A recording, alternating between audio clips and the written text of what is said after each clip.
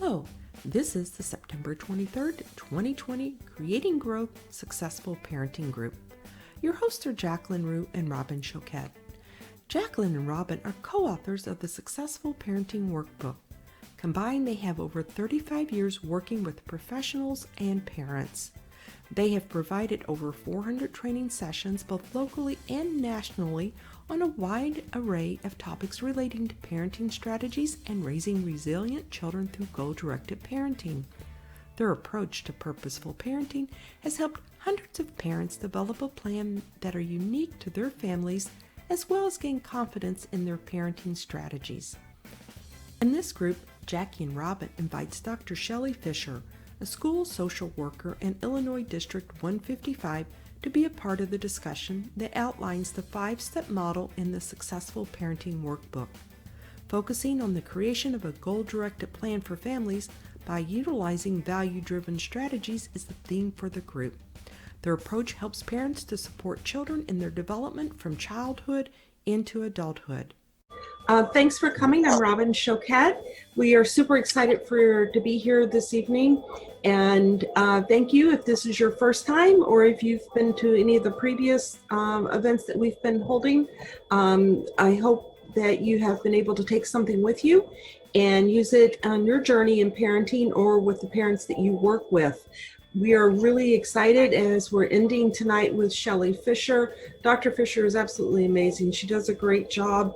I've had her to present at some of my events. I know Jackie has as well. She's very, very knowledgeable.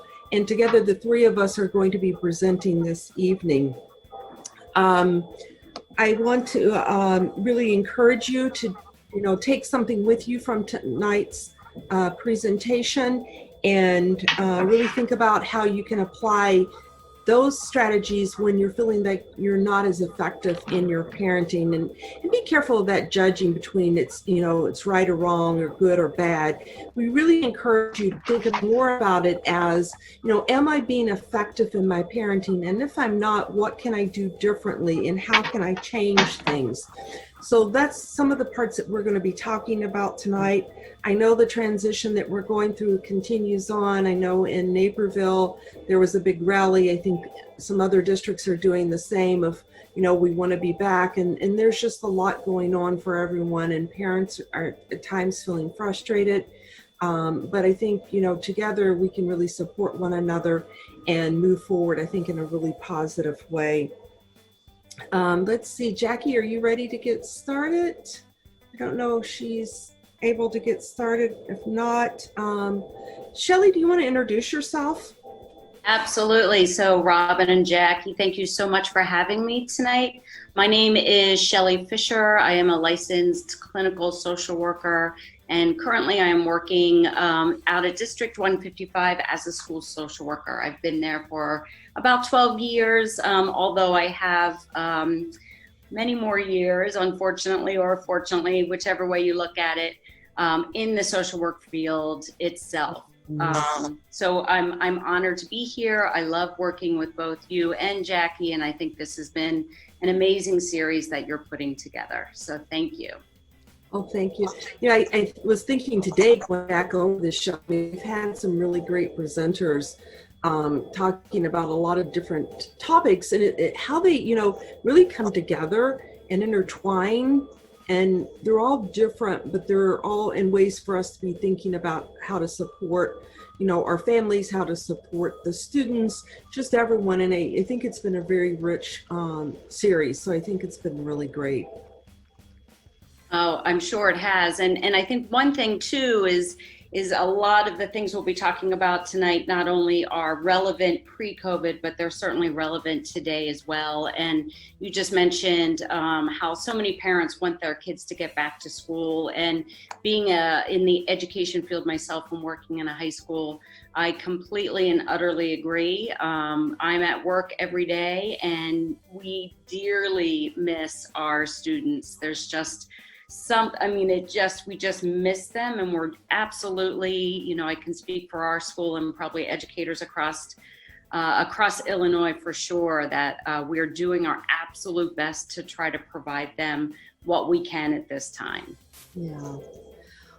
Jackie, are you in with us? I am. Can you hear me okay? Yes. Hi, everyone. I'm Jackie Rhew, and I'm excited to be here. I know Robin mentioned this is our last parenting group of the series, and it's been a lot of fun. I think we've had a lot of great speakers, and we're excited to wrap up with something that's dear to both, Robin and I, as well as Shelley, and really talk about, some key concepts off the book that we wrote, Successful Parenting. And really want to have some interactive conversation about some key skills that can help us during this time. Great. Shelley, do you want to go ahead and move us to the next? Thank you. So we want to talk a little bit about what the book serves and what we're trying to do in writing the book and just helping parents, and then also helping those individuals that are working with families and parents. And when we define the parent, we're defining the caretaker, that primary adult caretaker that is really taking care of the household, and it looks in many different ways. It could be grandparents, aunts, uncles, it could be, adoptive parents, a lot of things. But we use a very broad term of parents. And the first thing we really want parents to do is just start reflecting on their current parent strategies. As I said earlier, this is not about right, wrong, bad, or good. This is about what are you doing and how is that moving you and your family, your children, towards the goals that you have. And we really believe in being more goal directed. So we help you to identify and then create those goals. And goals are going to be different for every family. Your goal may look differently than someone else. The way you go about and your strategies and the way you move towards the goals may look different as well.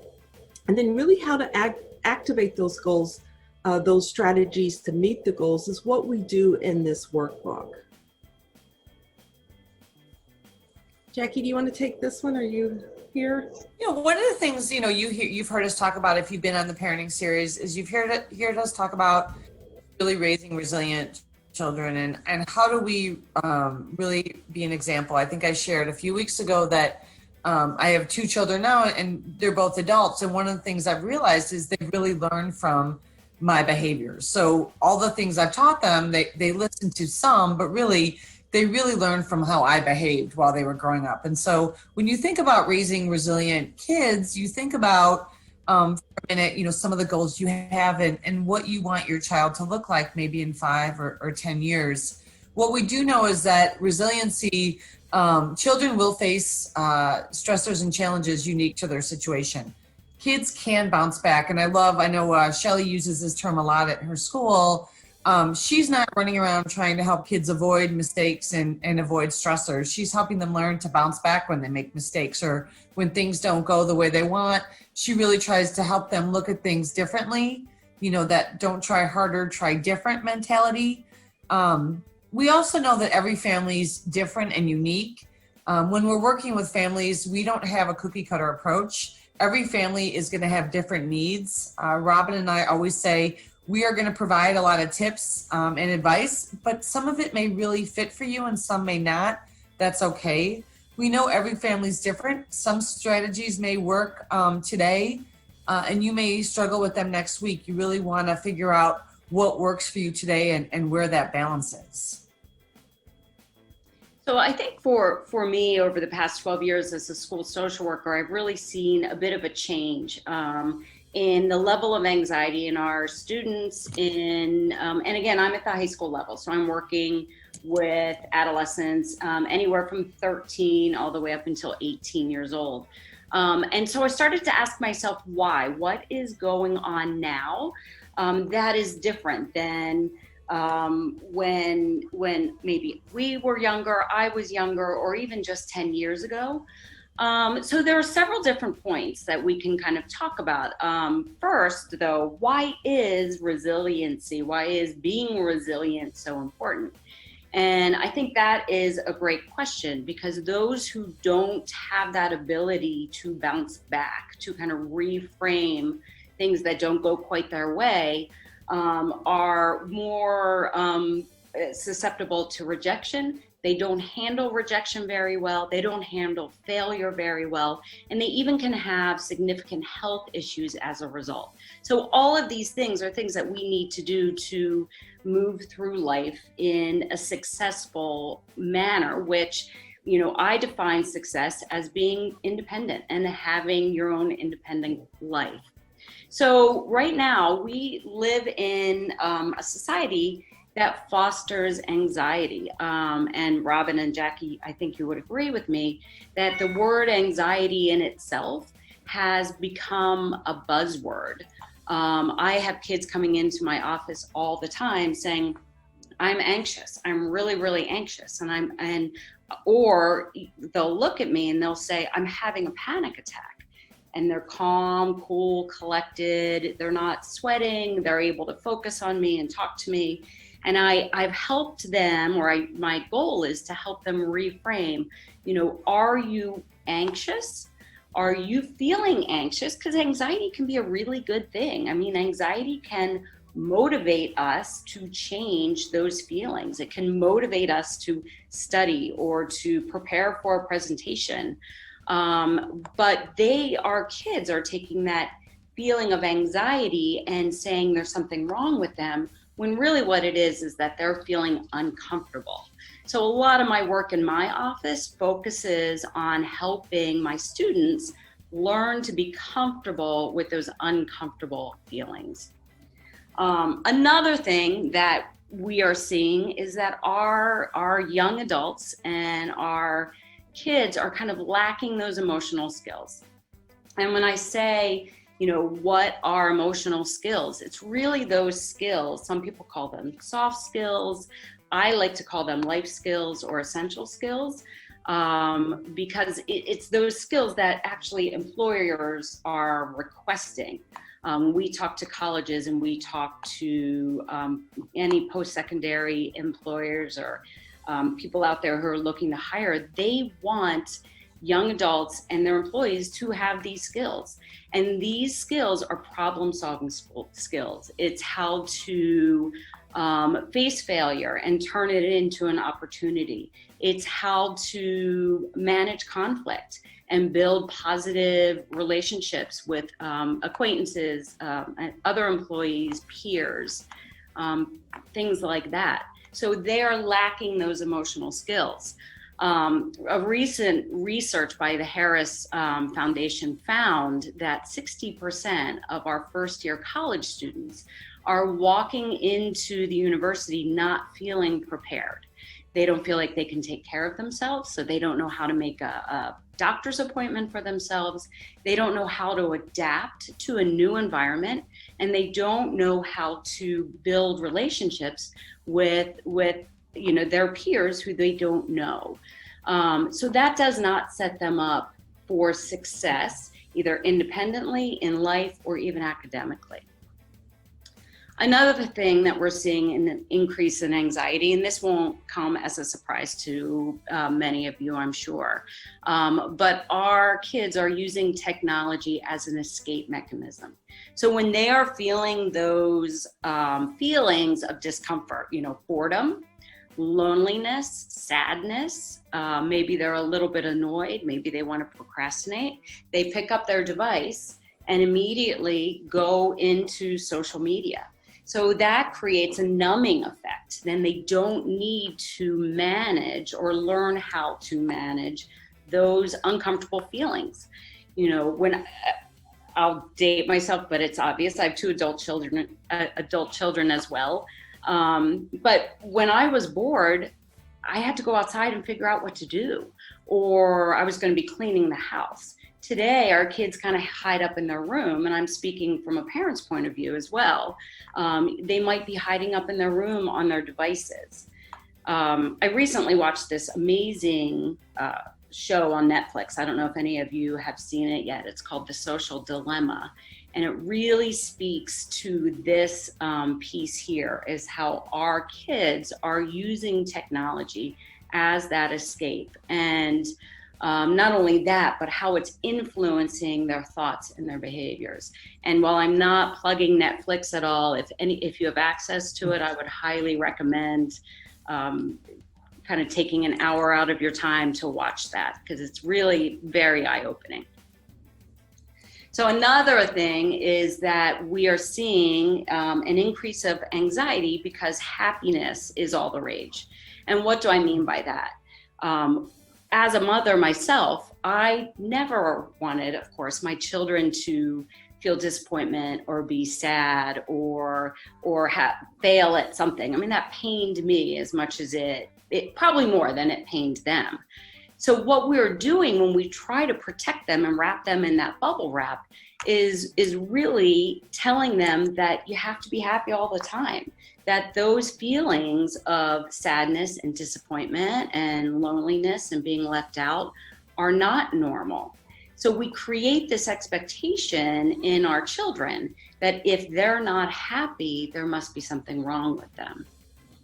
And then finally, we all have this tendency to get caught up in the rat race. And again, that comes from an environment, a society that wants to do the best for our kids. So we provide tutors if we're able to, or we provide coaches, or we enroll them in every activity that they want to be involved in. And it, instead of, kind of building that foundation for success, what we're doing is we're communicating, not outright, but we're communicating to them that they have to be great in everything. And it causes this expectation that if they're not great, let's say in track or in a sport, but they're really great in drama, then that's not okay either, because they have to be great in everything. And that's just not the way it is for any of us. And I tell my kids all the time when I meet with them, life would be extremely boring if we were all great in everything. Shelley, we have a question for you regarding the Netflix show. Do you feel this is something children can watch as well? Kids can watch that show? I do. I feel like it was very appropriate. In fact, it's about an hour and a half long. I was even thinking about breaking it into a couple of different pieces to show to my students at school as well, or at least to recommend that they watch it.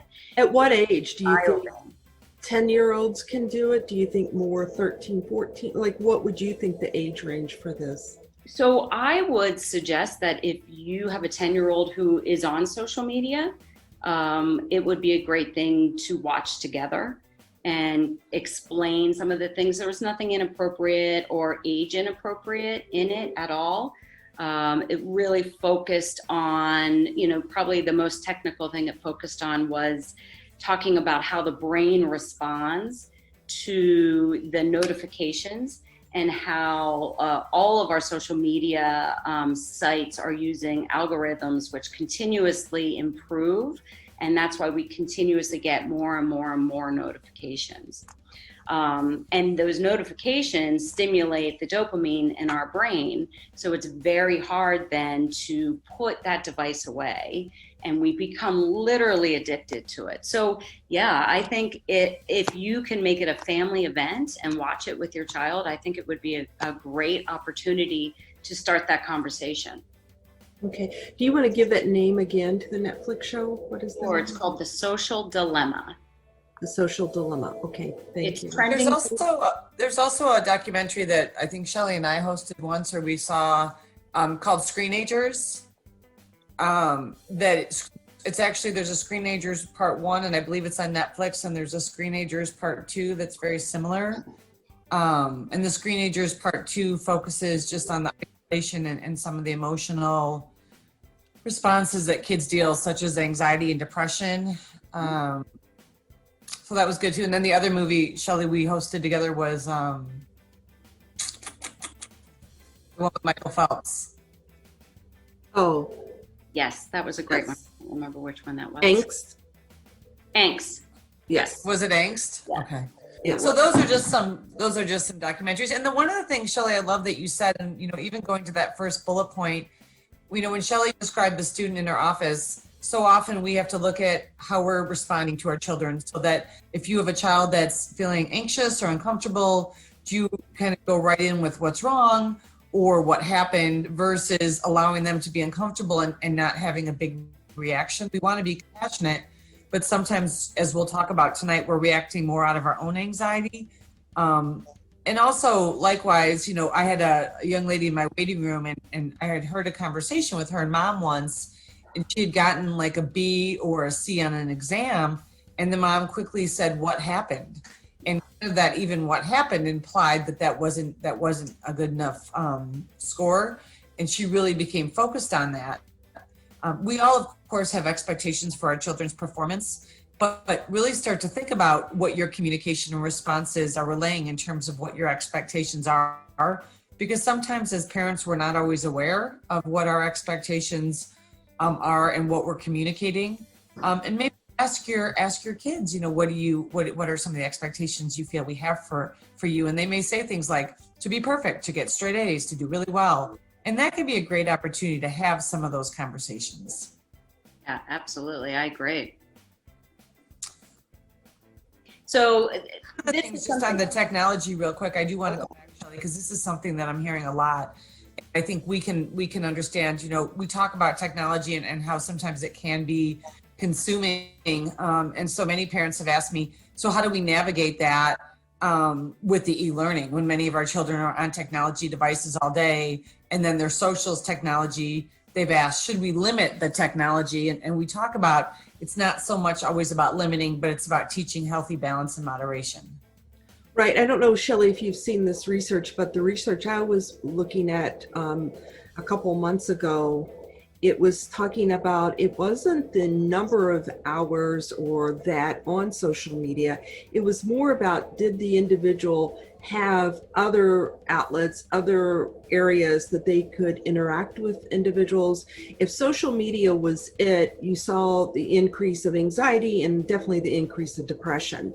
So it wasn't so much about social media was creating this, it was really about the lack of these other areas, that the lack of engagement in other areas that we know really creates a lot of biochemical responses.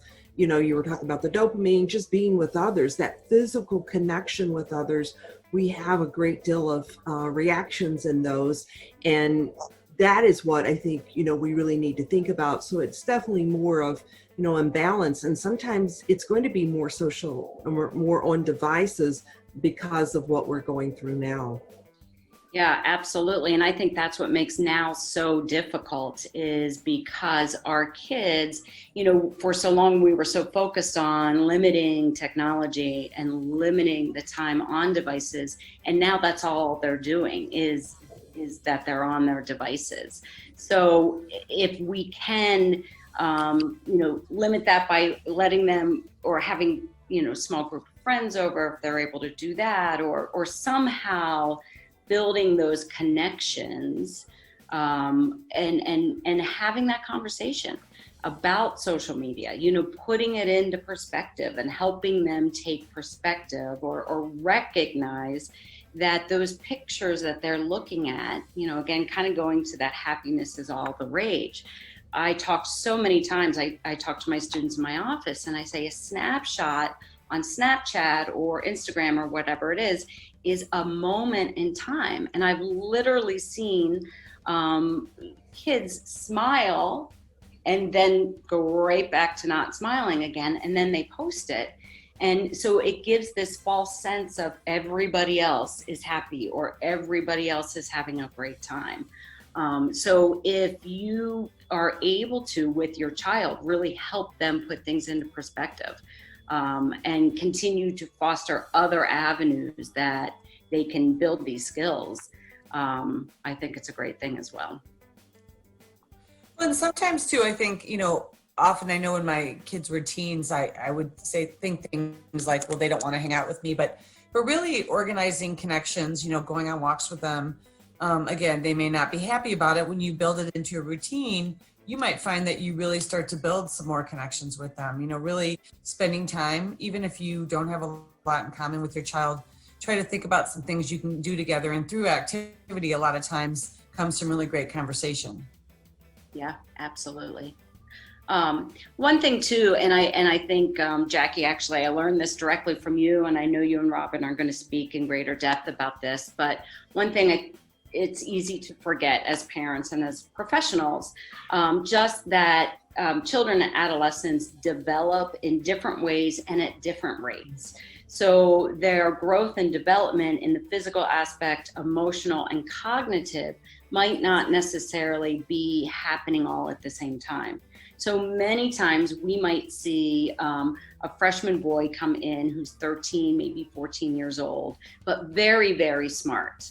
So he wants to take an AP class as a freshman, but he's not emotionally developed enough to handle the pressure of that AP class, where he's certainly capable. His emotional development is not there. So when there's that disconnect is when we see that anxiety increase.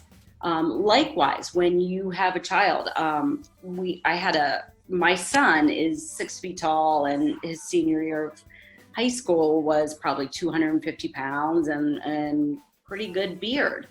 But emotionally, he was not able to get up in the morning and make it to class on a consistent basis.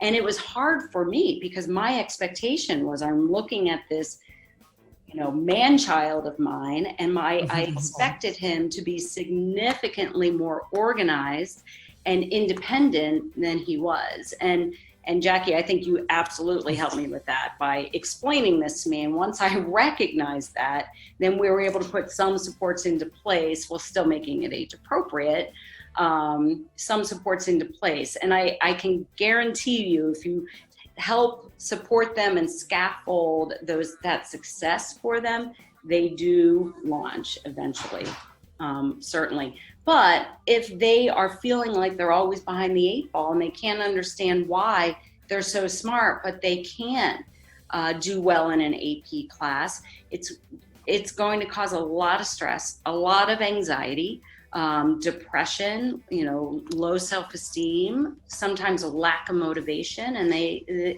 I've seen kids completely give up, where we've had to talk them into bumping themselves down in an academic course, a different level, lower level, just so they could feel that success again. Well, it's interesting, Shelley, I'll add 2 things to that. I would add language to think about. You might have a child that's very articulate and really does really great with communication, but that doesn't always reflect their emotional ability. Mm-hmm. I've had kids that I've worked with that are really, really bright and they're very intellectual, but emotionally they're a lot younger. And so I think we can easily place those expectations on kids based on, well, this child's so bright, this child's so gifted. Bright and gifted does not always mean emotionally mature. And so I think keeping that in mind, but I think language is definitely one to think about your child. Also think about possibly even how the child learns. If your child is more of a visual learner versus an auditory learner, think about the type of communication style you use. So if you do a lot of talking, possibly when you get mad, you yell, and then you have a child that gets easily overwhelmed with a lot of that, you might want to switch how you relay and how you communicate. And especially during this time of e-learning, we all have to do things differently. I was talking to a young lady earlier tonight, and she was like in her bed laying down on a pillow while we were having a session, and she was very distracted. And part of what I had to do with her is get her out of her bed and get her sitting up and even standing up at times. And I had to teach her about how to manage and how to do things differently when she's really distracted or having a hard time staying focused.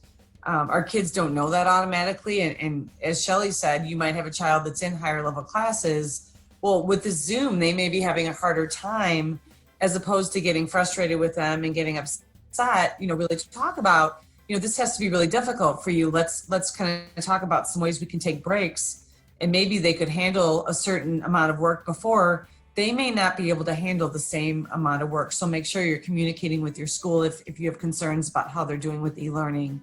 Talk about maybe, moving some things around or supporting them. But this is such a great time to really align with our kids and be advocates for them.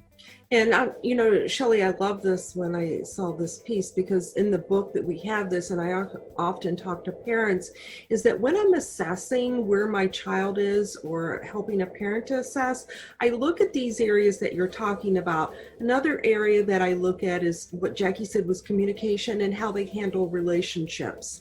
And then I also add in there is, how do they handle their occupation, which is being a student? How are they able to handle that? And then the last is just self-care. And that's how are they handling sleep, how they're handling kind of the demands of taking care of self, if they're on medication, are they making sure they have exercise? Are they doing those type of things? And I think if you can look at your child in that way, it gives you this very rounded, whole perspective of where your child is functioning. You could have a very smart child, but my child is not really doing the things to take care of themselves, and I recognize that.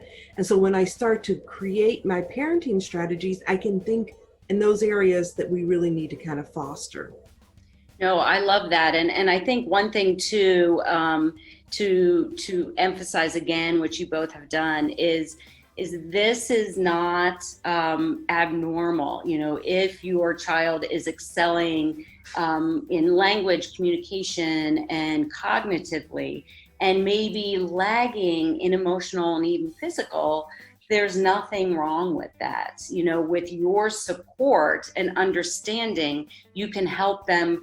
They will catch up eventually. They are just going to do it on their own time. But recognizing that and, telling yourself as a parent, it's okay, they will get there. And there'll be bumps along the way. But again, as a parent, you are there to catch them.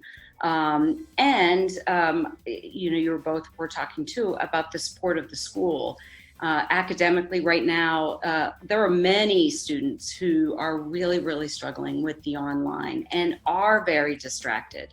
Our school has started to bring students in who are not doing well at all, and we have some criteria, and so we're bringing them in a couple of days a week. And I was in watching, I was in kind of supervising, and they're all on their computers and they're all on their phones. So I have to go, I went around and reminded all of them, hey, you know what, this is class. We have to remember that this is still class. But so it's tough the whole way around, but engage your school, call the school social worker, the school counselor, whoever you're close with, and say, hey, I could use your help right now because we're really having a hard time. But also just the last point on that is you might have multiple kids at home and each child's different. So just be mindful not to have the same expectations. Your brother did it, your sister could do it, why can't you? Because really you might have two children and just completely different in terms of the stress they can handle and their strengths and weaknesses.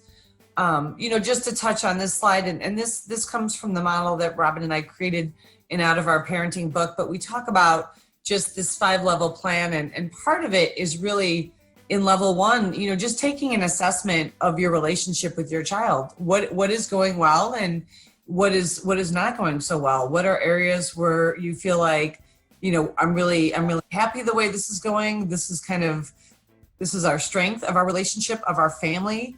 But these are areas I'm really concerned. I worry that my child's grown distant, or my child and I are constantly yelling, or my child's not listening, or my child.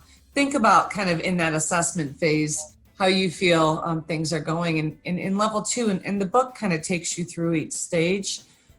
We create goals. What are some goals that you have as a parent? I know one of my goals when I was raising my girls was that they would be okay, not always being okay, and that they would realize that there's all different kinds of emotions to experience, and there's no like good or bad emotion. And I had to really be mindful of how I reacted, because that was one of my goals, and that's really what I wanted to be aware of, as well as our family values. In level 3, we really look at communication patterns. What type of learner is your child? How do we communicate with one another in the family? Are we kind of assertive and we really address issues, or do we tend to be more passive aggressive? Maybe I'm frustrated with my child and I'm rolling eyes, or I'm really kind of reacting in a way that's not helpful. Or maybe I'm aggressive and I yell when I get mad and my child shuts down. Really looking at those communication patterns. Maybe your child yells, maybe you're seeing a behavior that you're concerned about there. Level 4, how do we deal with emotions? How do I, as a parent, really manage my own anxiety and stress? How do I really be purposeful so that I'm not reacting out of emotion? How does my child deal with their emotions? And, another parent, if there's another parent or a caregiver in the home, how do we deal with our emotions together? And then by the end, we really create a plan. And again, it doesn't have to be a fancy plan, but it can be a plan that works for us to move us more in the direction that we're wanting, move us more in terms of, they have that magic wand kind of question, miracle question. If things could be different tomorrow morning when you woke up in your family, what would you want different? What would you want different with the relationship you have with your child? And really, when we think about that, we're going to create a plan that gets you a little bit closer to that outcome.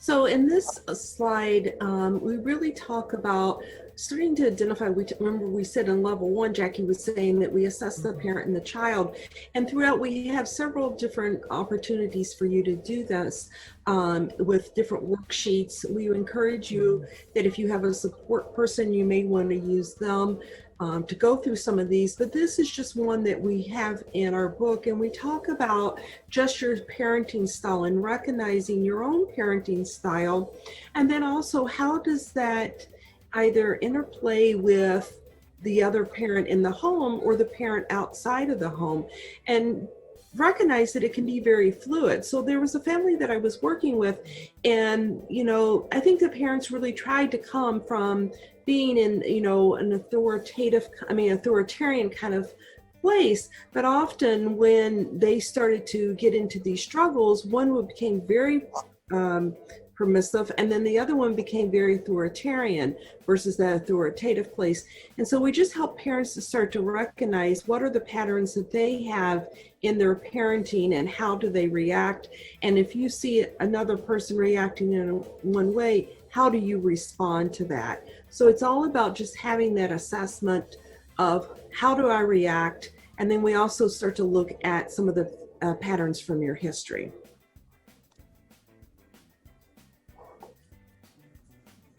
And in this, again, just understanding family dynamics and understanding kind of what is our family dealing with, especially during this time. For many of us, we're dealing with a lot of stress.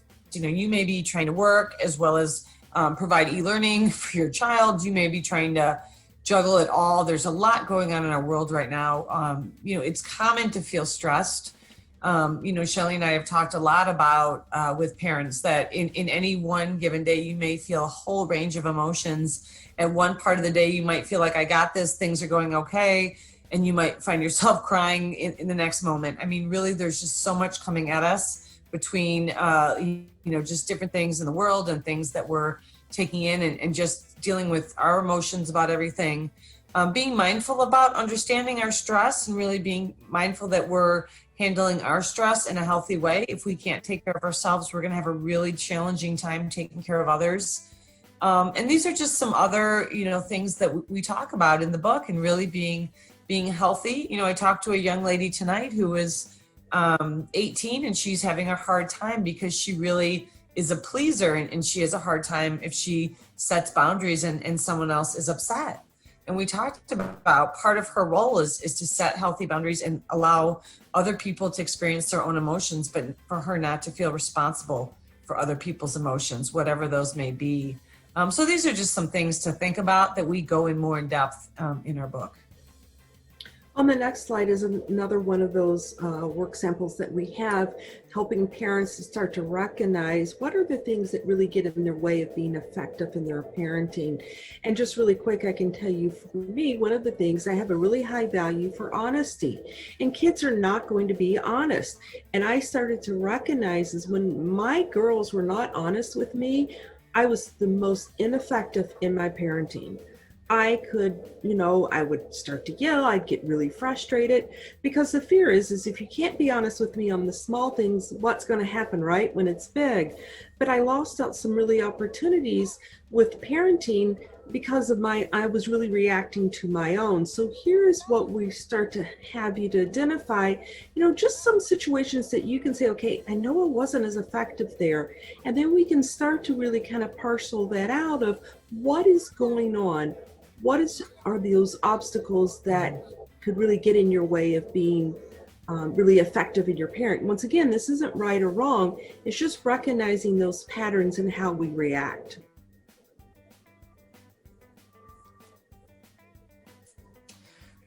And we touched on this a little bit, just really understanding your child and even being mindful of, and parents, I hear this a lot, and I was guilty of this too. We get really excited about our children, and, parents will call me and say, my child's really bright or my child's really gifted. When kids hear that, that can be really an expectation. Likewise, my child's really anxious, my child's really shy. I think just be mindful of the labels, because it really does, our kids do internalize that. And just be mindful that every child's different, and they're gonna progress and mature at different rates. So thinking about where they're at and trying to parent to where they are emotionally and intellectually, rather than just parent to where you feel they should be at. Yeah, and to add a little bit to that too, I hear a lot of parents of freshmen and sophomore students who are very concerned about their kids because they don't seem to be going out that much. They have some friends, but they don't seem as social. And I think personally, I had the same concern when my kids were freshmen and sophomores. I'm like, what is going on? They must have no friends. They must be miserable.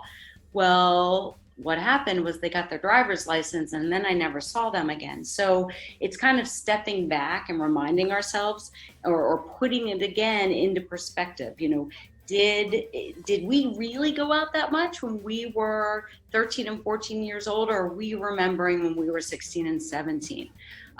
If your child seems happy and they have a couple of good friends and they don't feel like there's anything wrong, or, we can foster them feeling bad about themselves if we keep saying things, which I did all the time. Do you have any plans Friday night? Well, why aren't you going to do this? Well, are you going to see your friend on Saturday? And the more we question them, the more they start to doubt themselves. So that is something that we do out of care, but we have to learn to kind of step back as well. Now, this next slide is something that Jackie and I developed, and it really looks at the different age ranges and looking at that emotional development scale. And I think it gives a good opportunity for parents to look and say, okay, yeah, in this situation, I can see my child is very, very mature. I remember working with a family and we were talking about that. And then I said, I think you're absolutely right. How about in this scenario? And they started to realize that can be really fluid, and they started to understand where their child really struggled in that emotional development. There were certain things that the child couldn't manage, but other ways this child was, very responsible on top of things, but in other times would really kind of fall apart. So this gives you as a parent, and also I think it gives the child, if you use it with children, to kind of look at how did I respond in this situation? And if I'm responding, let's say I'm 8 and I'm responding as I'm 6 or 4, how's your parents going to respond to that? What are they going to do? Do you think they're going to be more frustrated? And if you're telling them that you can make decisions and you know what you're doing, but you're acting like a 6-year-old, that doesn't work. And so this is a great scale to use with parents, and also I think with children as well.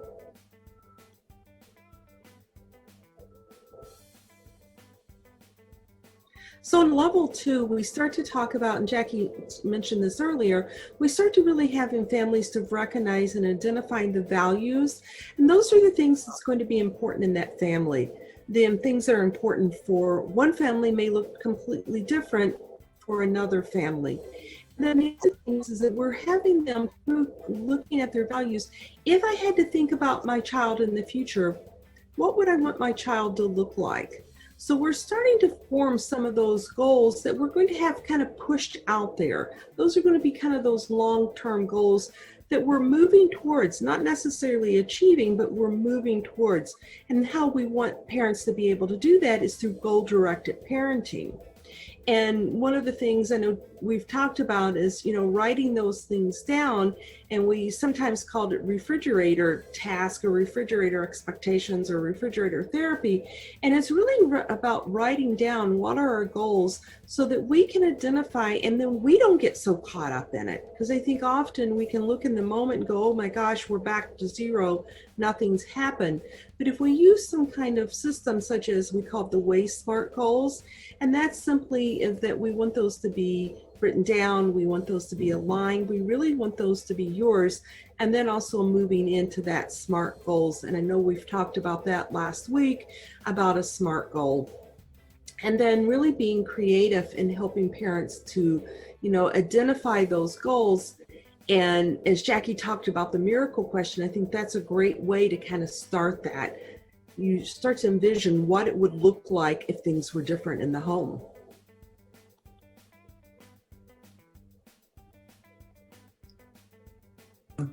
I know we talked about this communication, so we're not going to go over this too much. But again, I really encourage you to think about kind of also not only the communication, but really what are some unspoken expectations in your home, that you communicate through language. As parents, we all find ourselves asking these questions. So we always say, don't ever, you're here tonight to kind of think about some ways to think of things differently. We encourage you not to feel bad or guilty if you feel like, oh gosh, I've made that mistake or this mistake. We've all made tons of mistakes as parents. Our kids are resilient. They bounce back. There's no perfect parent or child. It's all a learning process. And so one of the most eye-opening moments for me as a parent was really realizing I had a lot of unspoken expectations that were being relayed through my reactions. And so just being mindful. And if you want a behavior that your child is exhibiting to change how you react.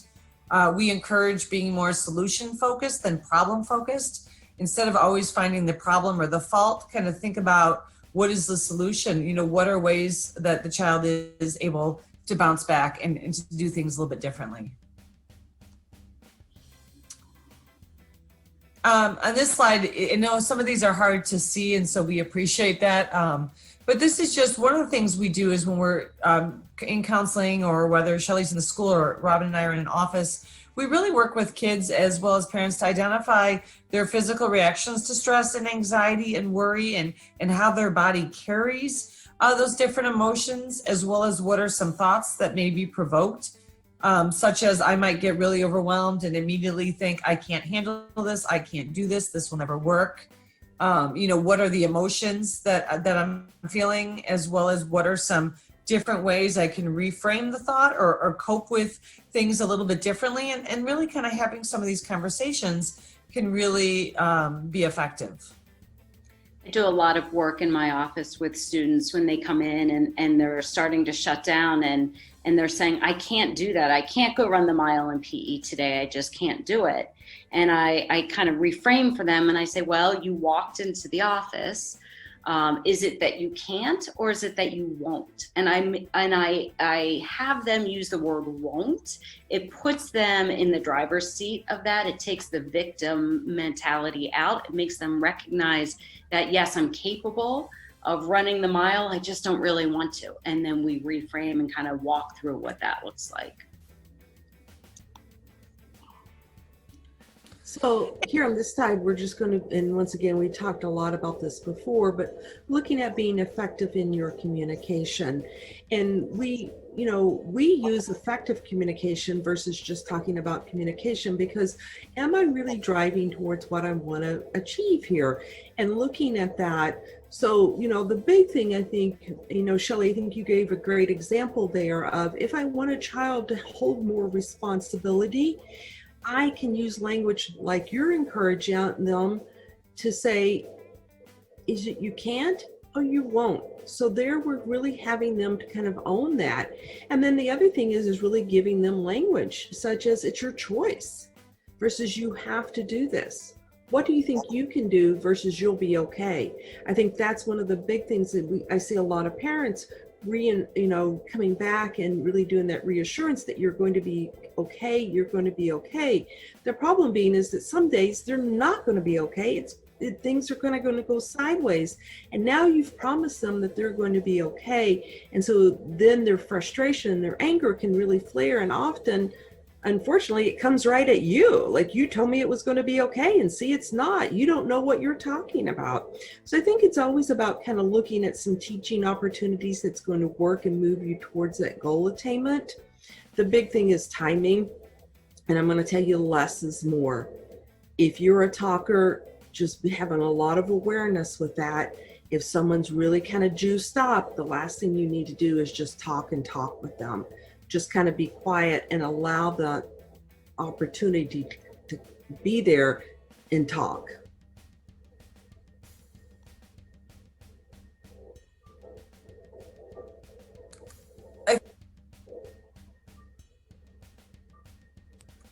Being mindful of that we can fall into, what's wrong?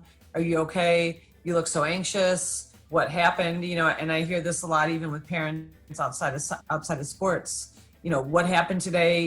Again, I think sometimes we have these high expectations of children that we don't even have for ourselves. And I think, to Shelley's point of our kids needing to be busy all the time, as adults, we take breaks, we set more realistic expectations. And so, really working with your children on those expectations and being in sync, because if your child is feeling really overwhelmed or pressured, instead of getting upset, think about what is going on for this child and how do we start to do things differently so the child can have some more success. Our kids want to be successful as our parents do, and we need to kind of align with them as well as oppose.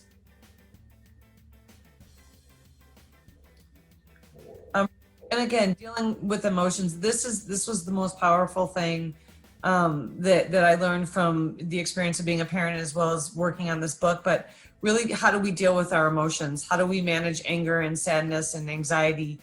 So often our kids are learning from us. So be mindful of that, because I think we expect our children to be able to manage their emotions, but yet we struggle. How do we cope? What are things that we do? Because, even though we don't always realize it, our kids are watching us. Do we use things like alcohol to de-stress, or do we get really, really overwhelmed and really kind of quick-tempered? And just being mindful, we all do it. Again, we all make mistakes, but this is such a great opportunity just to kind of look at maybe doing some different things in terms of modeling. If you find yourself really nervous and the child's at school, do you find yourself texting them and asking them what's wrong, as opposed to allowing them to deal with their emotions? And these things can be really helpful, because really our kids are wanting to experience many different things. And part of it is them learning that it's okay to not be okay sometimes. Yeah, absolutely. And the school piece is, as hard as that is, please reach out to your school. There are a lot of supports in school that can help your child get through a difficult time. If it's as simple as, again, giving the counselor or social worker a phone call, and we can pull them in, or they can come into our office. There are many times I will sit with a student in my office and we don't even really talk. They just need a place to decompress, to listen to music. I have some coloring books to do something to distract themselves and then get back to class. And that's like always our goal. And then what they do, they learn from that. They learn that they can do it, that they don't need, to be leaning on somebody else all the time, that they can do it on their own. Absolutely. And on the next slide here, we have the growth zone.